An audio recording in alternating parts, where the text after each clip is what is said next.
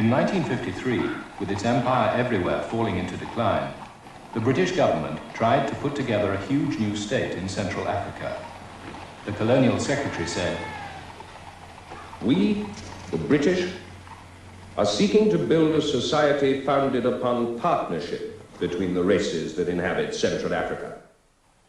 We believe that the present scheme provides a framework within which the idea of partnership can take root and grow." But the leader of the white settler community there had different ideas. Sir Godfrey Huggins stated very clearly that the type of partnership that they wanted between black and white was such the same partnership as existed between the rider and the horse.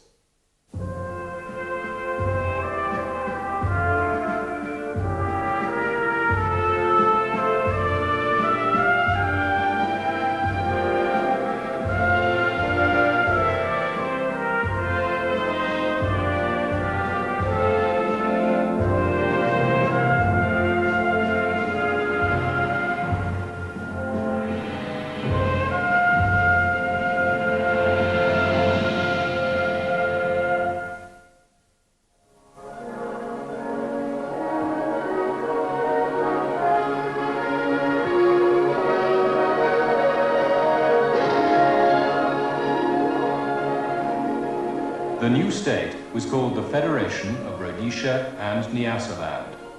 It advertised for new white immigrants. This is one of the few countries which can still offer a comfortable life with free ways in a climate comparable to any in the world. And hundreds of families have settled down here to give and receive their share of a prosperity growing faster than anywhere else in Africa.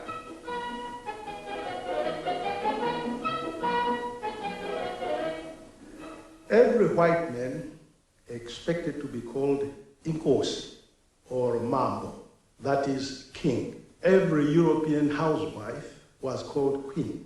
Every European daughter was princess. Every European son was prince. The whole European community was composed of royalty. The opposition to the Federation was not a question of being against bigger political units. This was a question of the fear that we had as Africans, that the settlers were beginning to create conditions, political and economic, social and cultural, for another South Africa. This was done against massive opposition. We petitioned the Queen several times. I was Secretary General of the African National Congress then, and so we really worked very hard, but we failed in the end. It was imposed on us. The idea was to try and get a truly multiracial society in the center of Africa, having an influence on South Africa on the one hand, and the Northern Africans who were moving to independence on the other. And of course it was a very legitimate purpose and a high ideal. If it could have been done, it would have had, I think, a big effect. The scheme affected 3 colonies that Britain had held since the 19th century. The British hoped that federating them together would realize the elusive ambition of racial partnership was up against awkward facts on the ground. In Nyasaland, a mere 8,500 whites were outnumbered by 300 to 1. In northern Rhodesia, 70,000 whites by 30 to 1. And even the largest white community, the 200,000 in southern Rhodesia, by 12 to 1. These racial imbalances were compounded by differences in the political development of the 3 territories. In southern Rhodesia, white voters, with the few blacks who had been given the vote, elected an all-white parliament. They ran their own government. In the 2 northern territories, colonial governors, appointed from London, ruled with the help of advisory legislative councils. The coming of federation meant yet a 4th legislature, with members both elected and appointed from all 3 territories. Further, Britain had 2 channels of direct involvement. The Commonwealth Office, which had long dealt with southern Rhodesia, now also dealt with the Federation, and the Colonial Office dealt with northern Rhodesia and Nyasaland. Thus, 2 Whitehall offices dealt with 3 territories, having 4 governors, and with 5 governments having a say.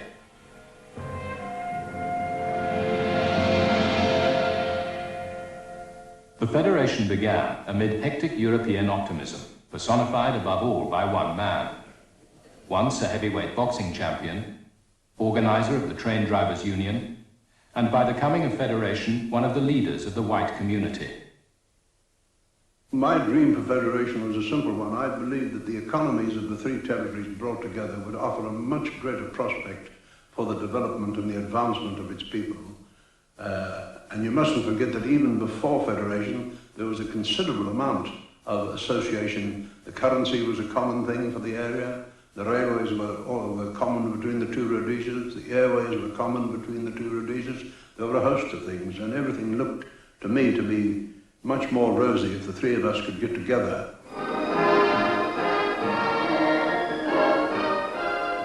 In the first 5 years, the rosy economic forecasts for the Federation were amply fulfilled. Salisbury, capital of both Southern Rhodesia and the Federation, became one of the fastest growing investment centres in the world, as hundreds of millions of pounds poured in. Here, at Kariba, a dam was built, creating the biggest man-made lake in the world, to harness the power of the Zambezi River and bring cheap electricity to the Federation. Above all, it increased the efficiency and profits of the Northern Rhodesian copper mines. The Federation of Rhodesia and Nyasaland could not have survived the length of time it did if it were not for copper mines of Northern Rhodesia. In those days, copper fetched very good prices on the London Metal Exchange, so there was a lot of money. And all that money went to Salisbury.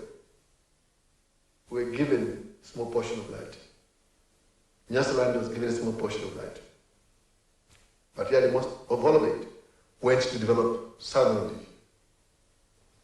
There is no doubt that the Federation gave Southern Rhodesia a tremendous boost. In those days, Northern Rhodesia was powerful economically because copper was booming.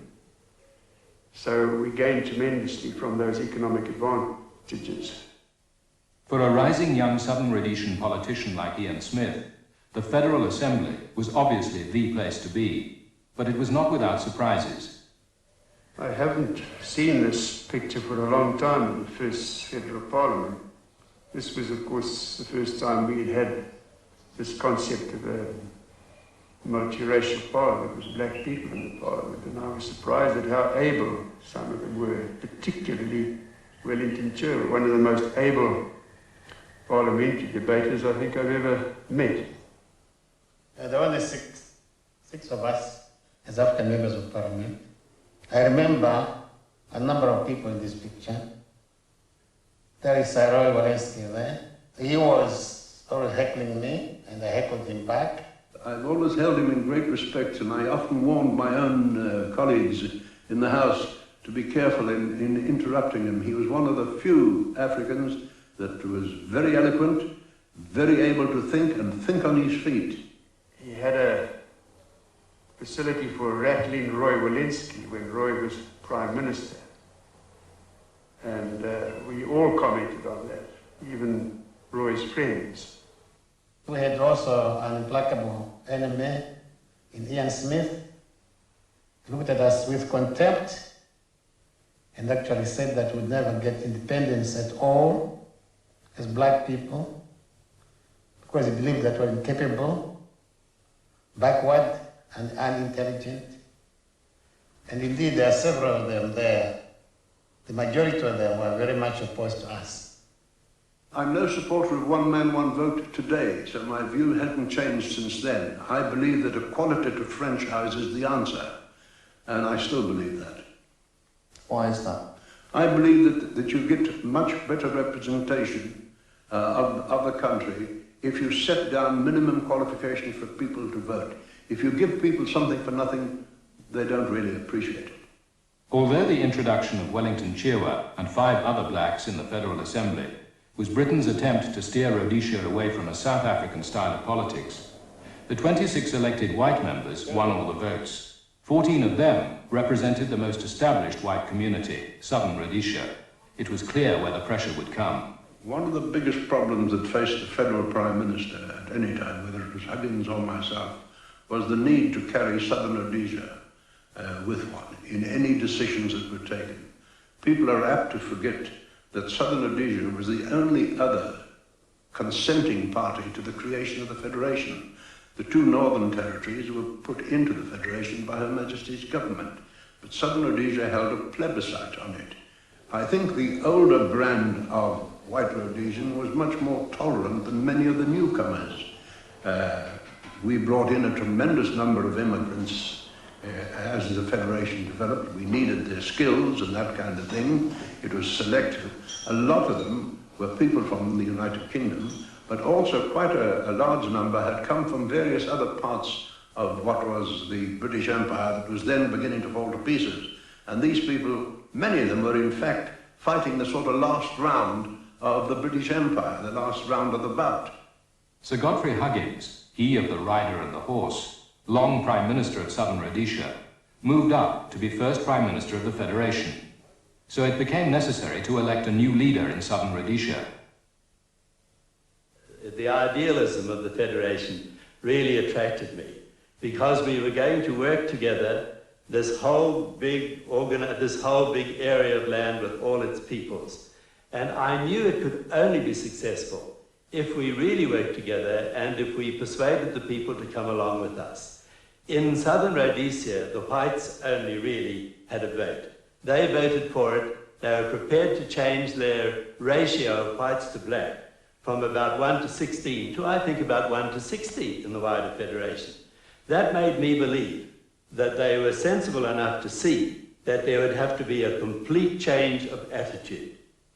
He was prepared to lower standards in order to provoke advancement of the black people. That was his dedication, to bring on the black people. Well, I think most Rhodesians were sufficiently sensible to realize that it had to take place, but they believed it should be controlled, that we should have some sort of a qualification. If you made any move towards sharing power, you were going too fast. But in fact, of course, I was going far too slow. Unless we had been prepared, all of us, to go a lot more quickly than I was going, I'm afraid we couldn't eventually escape civil war. Very sad that that's the way it was. Todd's government annoyed many whites when it announced that in future, African males should be addressed as Mr., not boy. But when he proposed modestly to increase the tiny number of African voters and said sex between the races should not be a crime, his cabinet finally rebelled. The fall of Garfield Todd was important for us in that it removed a very powerful white liberal whose word had been believed by most of the whites. But we had come to the conclusion that no white liberal could help, could advance the African cause, because white liberals were preoccupied with the question that the white man should rule the African fairly, whereas the African himself was preoccupied with takeover politics. In the end, as we all know, Garfield Todd came unstuck, not because of outside people, but because of the people within his organization. They came to the conclusion that he was going too fast. And they were the instigators of removing him from office. So his reign was a short one, maybe quite an exciting one as far as he was concerned, but he misjudged it. With Todd's fall, the slim hopes of partnership between the races in Southern Rhodesia had disappeared. But the British government continued to back the Federation. Hopes for African advancement in the two Northern Territories did not lie in the hands of the white settler community, but with the Colonial Office in London. Nyasaland, described by Sir Roy Walensky as an imperial slum, had only been thrown into Federation as an afterthought. Britain's neglect of this backwater was now to make it the primary battleground for the survival of the Federation. Nyasaland was a small country, and I'm afraid his priorities slipped, although we genuinely were going to do things for them. We kept on finding that other things cropped up which seemed to us more important. And so they got left behind. I think it really is as simple as that. There was no idea of letting them down or anything, but it just failed on its against other things.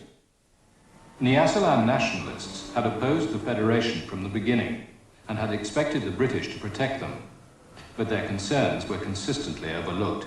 They decided to appoint a leader who would have some impact on the Colonial Office. Well, there was a conference of the Nyasaland African Congress in 1957 in Blantyre. It was at that conference that it was decided that I was the only man who could lead this country. I was then practicing medicine in Kumasi, Ashanti, in the then Gold Coast. So I received a telegram saying that, please, come home. On July the 6th, 1958, Hastings Banda came home. For 40 years he had lived abroad, mostly in the United States and Britain, and he had forgotten his native language. His return was an impressive moment. I said I'd come back home to do two things: to break their stupid federation, I took over, and to give you, my people, your own government. So that they were not left in any doubt at all about it, because I repeat, I did not hide it. I don't believe in about beating about the bush. I was blunt from the very beginning. I'd met Banda in London before he came back to Nyasaland, and I remember recording in my diary that he was a fanatic to get Nyasaland made independent and to break up the Federation. He set off on tours right through the Protectorate, and tens of thousands of people came to his meetings. He started to build up a very tense atmosphere that he could get independence for Nyasaland if they stood behind him. Banda and his fellow nationalists were in a race. Federation's first phase was to end in 1960. Walensky and his white supporters were campaigning for full independence to be given to them then, with the government firmly under the control of the settlers. When the Federation was formed in 1953, it was supposed to be tentative. It would either confirm in 7 years or in 10 years.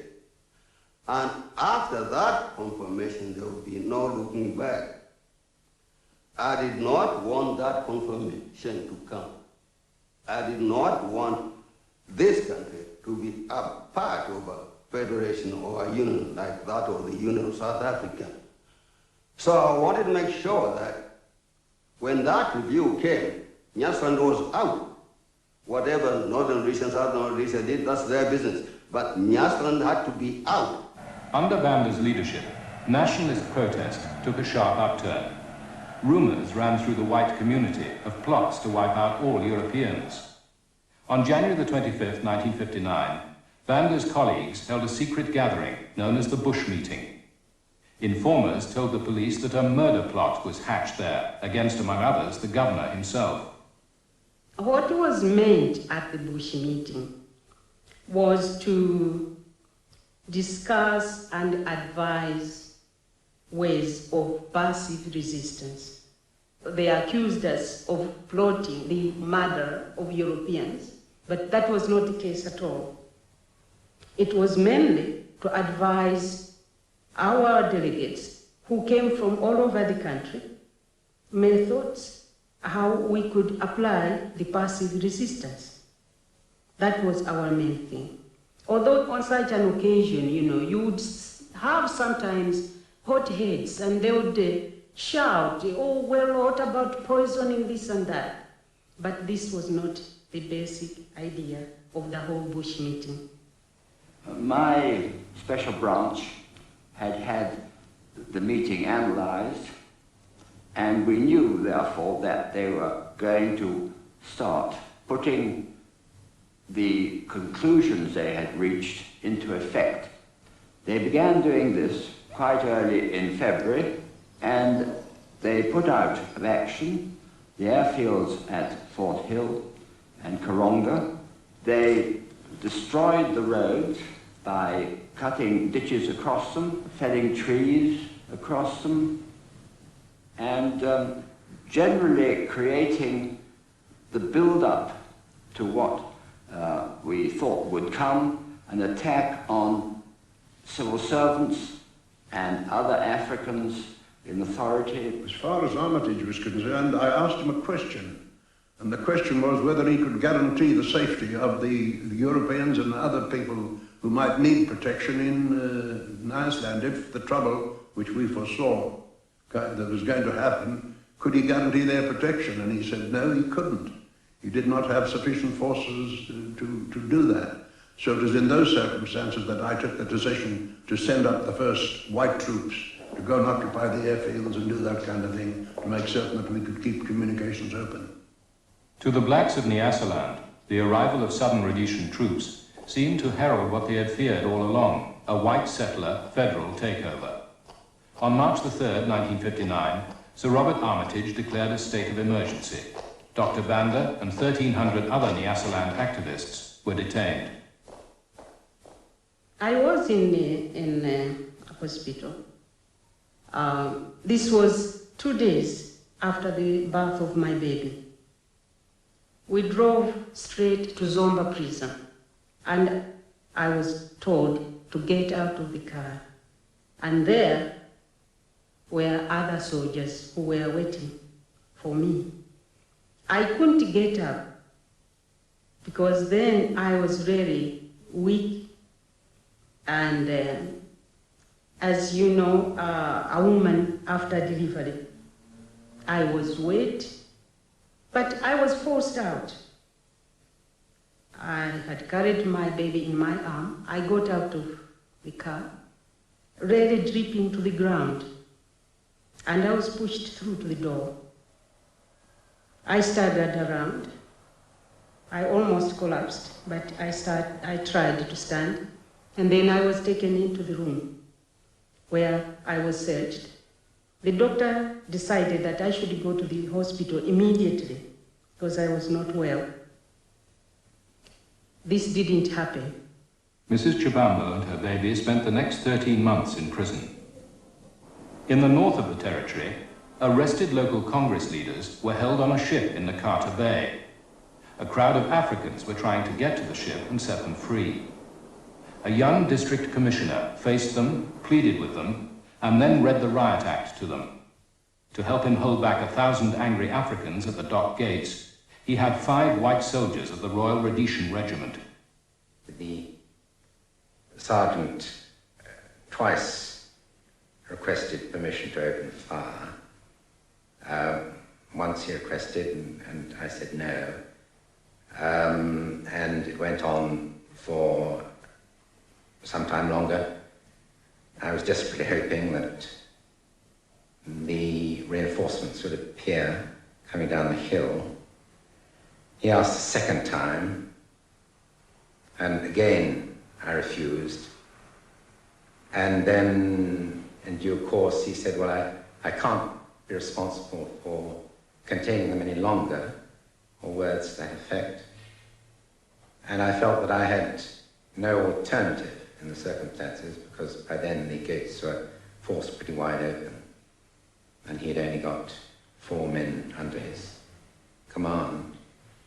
I felt that I had no alternative but to hand over the situation to him, which I did do. He then proceeded in accordance with their orders for opening fire, and his troops took a certain number of paces backwards. And he ordered them to open fire. They opened fire, and I remember thinking, oh my God, how long is this going to go on for?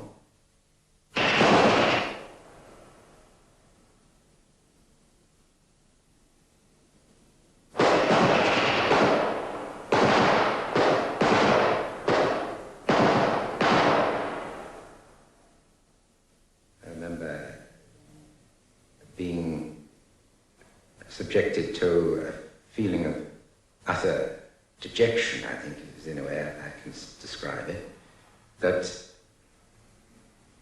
my career had come to this, and that I could see no further future for myself in the colonial service, and for all that we stood for at that time and had been working for. In all, 51 Africans were killed by police and soldiers during the period of the arrests of Dr. Banda and his 1,300 colleagues at the Nyasaland Congress. In the next few days, an uneasy calm prevailed. Many whites were determined to behave as if things were back to normal. But they weren't. For months, the Colonial Office had been promising to send a minister with something to offer the Africans. I was over in Kenya and didn't know what was happening. And then I remember very well Alan Lennox Boyd, who was my boss, got onto the telephone with great difficulty to me and said, "You've got to hurry up and go over to Nyasaland. The whole of the country is in an uproar." I found things quieter than I expected, but clearly there had been 3 or 4 days of great anxiety. I went pretty well to each one of the provinces, and I remember very well going to one of the camps and finding a lot of people in a big shed sitting down with nothing to do. And I said to them, well, they said, "Who are you?" And I said, "Well, I'm Lord Perth." And they said, "Oh, why didn't you come sooner? We've all been waiting for you." The Nyasaland emergency thrust the Federation to the forefront of British politics. Thousands of people of all shades of opinion demonstrated in support of the Africans. One of the men accused of complicity in the so-called murder plot was by chance in London, campaigning against the Federation, barracked repeatedly by right-wing groups like the League of Empire Loyalists. During the 14 of those months that I lived in London, we did create a lot of hostility to us from certain organizations that were being supported by the federal government and also by South Africa. On April the 8th, 1959, at the Royal Albert Hall, a meeting to protest against the emergency was disrupted by some of Kanyama Chume's noisiest opponents. Not only were some of them shouting, "Mau Mau, go back home," and that sort of thing, but a few of them came and unfolded this big poster, "Hang Chume for sedition." After that, there was a scuffle between them and our supporters. And when I say supporters, there were more Europeans, or more British, who came to support us than perhaps African. And this did emphasize the fact that this particular group was an isolated group. It did not reflect the feelings and wishes of the British people. And I'm glad to say they were so thoroughly humiliated that thereafter they gave us very, very little trouble, or rather they were scared to try and attempt it again. Public disquiet about the Nyasaland emergency led to demands for an independent commission of inquiry. The government decided to appoint a judge, Sir Patrick Devlin, to investigate what had gone wrong. Devlin and his colleagues produced a report that rocked Parliament with its blunt main conclusions. Nyasaland was a police state, they said. The African population was totally opposed to federation. And there had been no murder plot. Lord Devlin, I suspect, thought that he was sitting in a British Court of Justice, say the Old Bailey, and that he was examining witnesses as he would have examined them in such a court. Now, of course, this was in no way the situation or the conditions that ruled in the emergency in Nyasaland. In the House of Commons, the Labour Party in opposition backed the Africans. They claimed that Sir Robert Armitage had been under the thumb of Sir Roy Welensky when he declared the state of emergency. I must emphasize that the decision to call an emergency was entirely mine. I had no pressure brought on me by the Secretary of State in London or by Walensky in the Federation or any other person who could possibly have thought they had some influence on me. The Devlin report was very, very important. In fact, it was crucial. Now, I would say it's one of the landmarks in the history of Nyasaland. I happened to be in Parliament then, in the British Parliament then, sitting in a stranger's, distinguished strangers' galleries with Sir Robert Armitage, who was then the governor. He had issued a counter report to the Devlin Commission. And it was really a very pathetic sight, seeing this man being destroyed by people like Nerin Bevan, and that really he was absolutely, I think it was really absolutely hopeless. I didn't mind being attacked personally. The thing that annoyed me most of the whole episode was when Devlin said that Nyasaland was a police state. Now that infuriated me. But I thought it was unfair, in fact, insofar as it said that Nyasaland was a police state, which I think was very much exaggerated the situation. And it caused an awful lot of trouble, of course, in Parliament. A frightful rise in both houses. Within months of the Devlin report, a major change occurred in the British view of white settler colonies. It became publicly known when Prime Minister Harold Macmillan toured Africa early in 1960.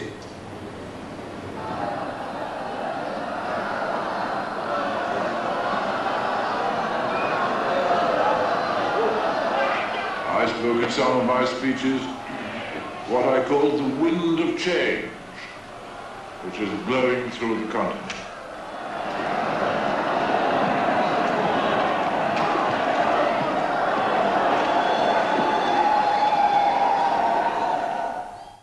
The speech which I made in Cape Town to the two houses of the South African Parliament has attracted some attention. And this was perhaps because I made it plain that there were differences of view between our two countries on certain subjects. When I read that speech in Rhodesian Herald, I guessed what was going to happen. When he came to Blantyre, he was left with no doubt at all, the reaction of the people, because they told him that he must release me or else there would be no peace in Nyasaland.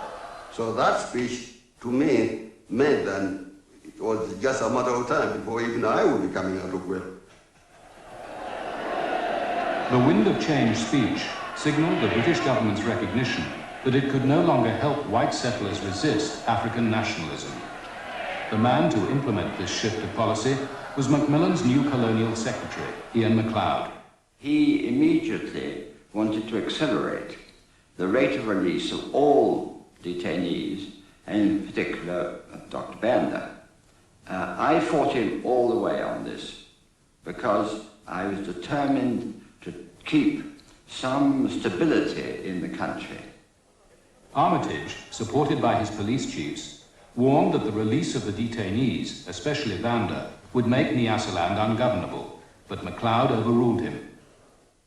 We eventually reached agreement on a phased program of release for the detainees, but I had to accept that Banda should be released early. MacLeod's judgment proved correct. Nyasaland remained calm when Banda was freed and shortly brought to London. For we are at last raising the barrier which has unfortunately lain for so long across the road of constitutional progress in the territory. I made it plain when I came that I came here in a spirit of give and take. Of course, everybody knows that. We are not getting what we wanted, but I'm happy to go back home and tell my people I did not get everything, but I was dealing with a man who understood our point of view. Banda received from MacLeod assurances that if he was patient, he would, before too long, get what he wanted for Nyasaland. The whites of the Federation were now all the more determined to hold together their heartlands, the two Rhodesias. While the troubles in Nyasaland grabbed the headlines, northern Rhodesia too had been exploding. Here, African opposition to federation had been equally strong. The black miners on the Copperbelt had for some years merged their industrial grievances with anti-federal feelings. Political strikes repeatedly halted the mines, the Federation's most vital economic asset. But the federal government film unit maintained that all was well. To become a boss boy is the ambition of most Africans. It carries responsibility and higher pay and brings them into closer contact with their European supervisors, whose ability and authority they respect.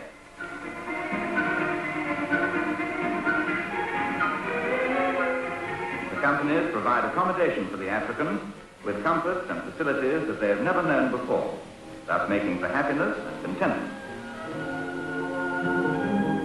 Industrial disputes in northern Rhodesia posed a threat to Britain's supply of copper. Strikes by the black mine workers could always be controlled by force, but similar disruptions from the largely South African white supervisors could not. The colonial government had to listen to the voice of the European settlers. Sir Arthur Benson was our governor, and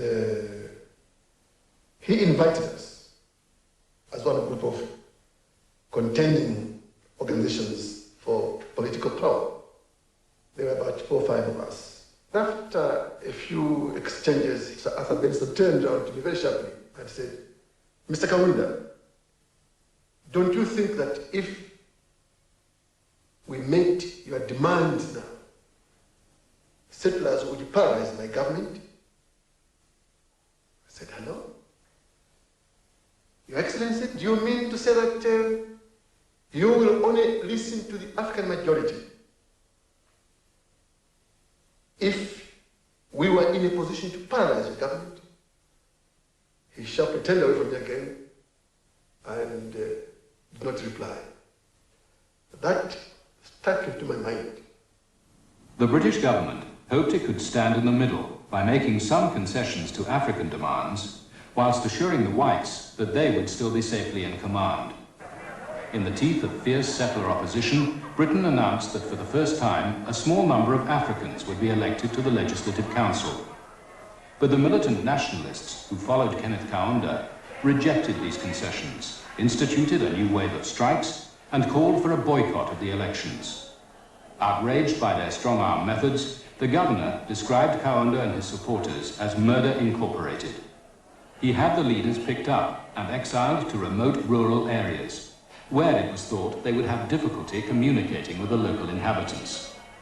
Word had gone around through what they call the district messengers, through the district commissioner, that people should get away, should run away from me, because I loved human flesh, especially that of children. So each time I went near a group of children, they ran away. I began to find out and discover the story that had been spread about me. And of course, I took a different strategy. I began meeting schoolboys and organized them, through them, their parents. So within 3 months of my stay there, there were a number of units, little branches formed of the youth of the Zambia African National Congress. With the black radicals of northern Rhodesia safely out of the way, the settlers confidently looked forward to the review of the Federation, at which they expected to gain independence and not have to worry any more about Whitehall's nagging interest in African advancement. With white control of northern and southern Rhodesia confirmed, the rider would stay firmly astride the horse. Before the review, Britain appointed a royal commission on the future of the Federation. Welensky was determined that it must not consider any of the territories being allowed to break away. I got categorical assurances in 1953 that the British government accepted that there could be no secession unless there was agreement by all the governments that made up the Federation. That is a categorical statement. Welensky therefore felt he had been double-crossed when the Commission, far from endorsing federal independence, recommended that Nyasaland and northern Rhodesia should be offered the possibility of secession from the Federation. You couldn't guarantee that secession would not arise. Witnesses were brought before the Commission, and you couldn't tell what they were going to say. What we did say was that the Commission would not recommend secession. That was not in their terms of reference to be able to do that. Well, they got very near it. They recommended it as an option at a future date. But I can see what Roy Walensky's grievance. I don't admit its validity. The conference on the future of federation finally took place in London in December 1960. It rapidly broke up in disarray. The Federals were now resigned to the secession of Nyasaland, but they were desperate to hold on to northern Rhodesia and its vital copper revenue. Kenneth Kaunda was equally desperate to prevent them. The settlers have their troops and guns with which to enforce federation. We are fully determined to break up the federation of Rhodesia and Nyasaland. Ian MacLeod had himself experienced the force of Kaunda's popular support when he met the leader of the nationalist women's movement, Julia Chikamonica, known as Mama Unib. Naitana bana mayo bonse ukuthi MacLeod yalezi. Nayamba nokufula nokukaka entambo pamutima. No munandi nawakaka entambo pamutima kuyamukonke. Kuno waiso ulande bwino. Ulande bwino echo tulefaya. Tulefaya chalo cheso. Adesso minari. Ati chini. Epe. Namashi washaranda yasumasano kuti muteke fyo mutima mukakwate chalo cheso. On the subject of northern Rhodesia, MacLeod faced irreconcilable demands. He therefore did his best to tell both sides what they wanted to hear. I started off by liking the new Secretary of State, and I believed that we were going to be able to work together. He seemed to show an understanding of our problems, and I felt that it was my duty to get on as good a possible terms as I could with him. But quite frankly, it didn't last very long, because I began to discover a whole host of things that indicated very clearly to me that he wanted things to go at a much greater speed than I felt was either safe or good for Central Africa. I mean, if you want to put it in a nutshell, I think that Macmillan was a wind of change man, and MacLeod was a gale of change man. The Conservative cabinet was now split down the middle. Lord Hume and many ministers backed Walensky. But for MacLeod and the Prime Minister, the time was past when Britain could take the white settlers' side. The Africans could now paralyze northern Rhodesia. At one stage, I stayed in London. If violence broke out in North Rhodesia, it would make Mau look like a Saturday morning children's picnic. It wasn't very popular in British circles. And I remember Ian MacLeod hammering me very hard on this one. I said, I meant it when I said. He was saying I should apologize to the British public. I said, I'm not going to do that. I'm just telling you facts. Compelled to choose between the white settlers and the Africans, MacLeod came down on the side of the black majority. Many British Conservatives regarded MacLeod as a traitor to his race. The two Rhodesias had more white settlers than any other British colony. These people were Britain's kith and kin. They believed they had been promised a secure future in charge of the Federation. MacLeod's decision to pass control to the Africans outraged half his own party. Their anger was expressed in the House of Lords on the 7th of March 1961. The debate was a general one on the white paper we'd done on the Constitution for Northern Rhodesia. And I, if I didn't lead off, I was one of the first speakers, and I defended our record and so on and so forth. I thought pretty well. And then Lord Salisbury got up. And really, to our surprise, he made a very, very strong attack on our policy, and in particular on Ian MacLeod, my boss. The white Rhodesians feel suspicion, contempt, almost hatred of the home government. The main responsibility must rest on the present colonial secretary. He has been too clever by half. Mr. MacLeod, as you recall, was said to be a very good card player, but this wasn't the way to negotiate on such important things. And it was a very, if you want, a very damaging and hurtful speech. Within months, MacLeod was removed from the Colonial Office. His career was permanently damaged. But the momentum he had given to the Africans in northern Rhodesia was unstoppable.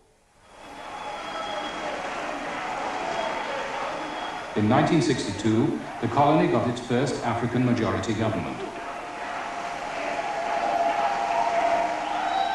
The British political party, on which Walensky had relied to keep the whites in charge in northern Rhodesia, had let him down.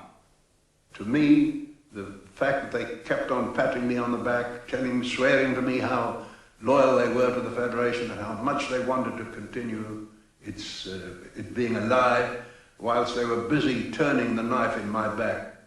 I, of course, have got to admit that in many ways I was naive, because the only thing that I can plead in my own defense is that I had dealt with honorable men in the past, men like Alec Hume, men that I respected and whose word I would have taken. I wasn't perhaps a match for these gentlemen, particularly those who were extremely good at playing cards. Eventually, the Deputy Prime Minister, R.A. Butler, was brought in to sort out the mess. The conflicting promises made by British ministers were now falling due. When I came here in 1916, I said I'd come in the spirit of give and take. This time, I've come in the spirit of take. Nyasaland, at last, 4 years after Dr. Banda's return, was allowed to leave the Federation. But even at this 11th hour, Walensky was still coming up with schemes for retaining northern Rhodesia. Butler gave him no comfort.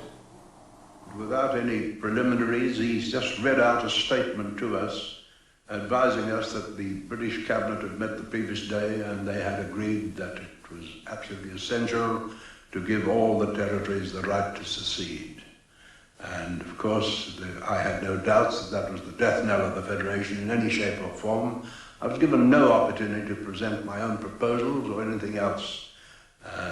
So one of the first things I said to him, because we did continue the discussion, and one of the first things I said to him was, Secretary of State, I'd be grateful if you'd ask one of your officials to convey to the British Prime Minister that neither my delegation or I will be attending his lunch, because I don't eat with people who stab me in the back. You are a disappointed man, I take it. Yes, I'm not only a disappointed man, I feel that I was brought here under false pretenses. Can you say anything at all about your own personal future now? Well, if people are concerned about me continuing in politics, I certainly don't intend to intervene in territorial politics. So it probably means the end of me politically. So I thank you. Good night. Goodbye, sir. Goodbye, sir. Good night.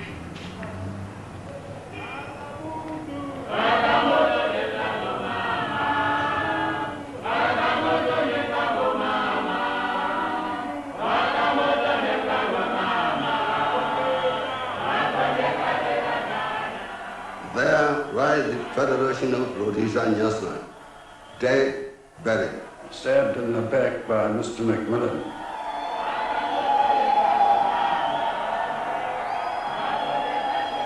Well, it may have been crazily optimistic. I dare say it was. I think probably it was.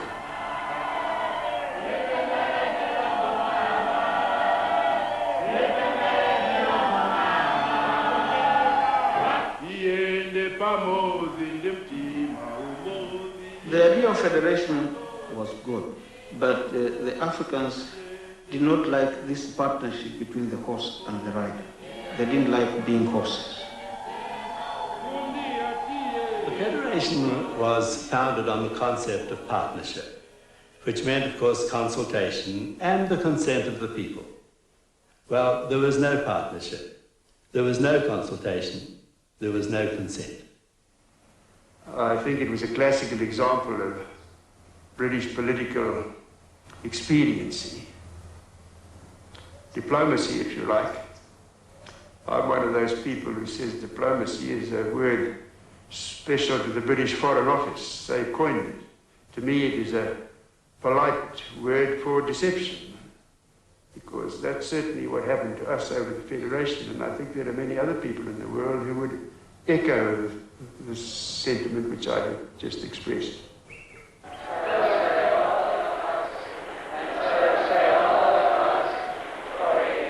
In 1964, Nyasaland became independent as Malawi and northern Rhodesia as Zambia. Southern Rhodesia continued under the rule of the white settlers.